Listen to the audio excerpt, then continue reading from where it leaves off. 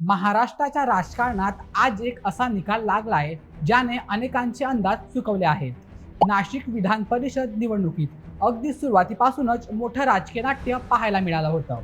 एकीकडे अधिकृत उमेदवार नरेंद्र दराडे होते, तर दुसरीकडे अपक्ष उमेदवार गोकुळ गीते.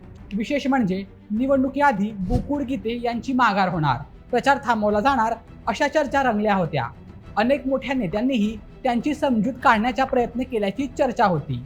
पण गोकुळ गीते मैदानात कायम राहिले आणि शेवटपर्यंत लढले. 18 जूनला मतदान झालं आणि 22 जूनला निकाल समोर आला. निकालाने मात्र सगळ्यांनाच धक्का दिला, कारण गोकुळ गीते यांनी 357 मते मिळवत अधिकृत उमेदवार नरेंद्र दराडे यांचा पराभव केला. दराडे यांना 248 मते मिळाली. निवडणुकीपूर्वी विविध राजकीय समीकरणं मांडली जात होती, पण मतदारांनी वेगळाच कौल दिला. नाशिकच्या या निवडणुकीत क्रॉस वोटिंगच्या चर्चाही रंगल्या होत्या. अनेक राजकीय घडामोडी, बैठका, नाराजी आणि शेवटच्या क्षणापर्यंत सुरू असलेली रणनीती यामुळे ही निवडणूक राज्यातील सर्वाधिक चर्चेत ठरली. आणि आता निकालानंतर गोकुळ गीते यांचा विजय हा महाराष्ट्राच्या राजकारणातील मोठा राजकीय उलटफेर मानला जात आहे.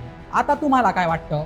गोकुळ गीते यांचा हा विजय फक्त एका उमेदवाराचा विजय आहे की नाशिकच्या राजकारणात बदलाची नवी घडी?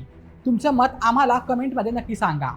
आणि अशा व्हिडिओसाठी आपल्या बोलमेच्या यूट्यूब चॅनलला सबस्क्राईब करायला विसरू नका. धन्यवाद.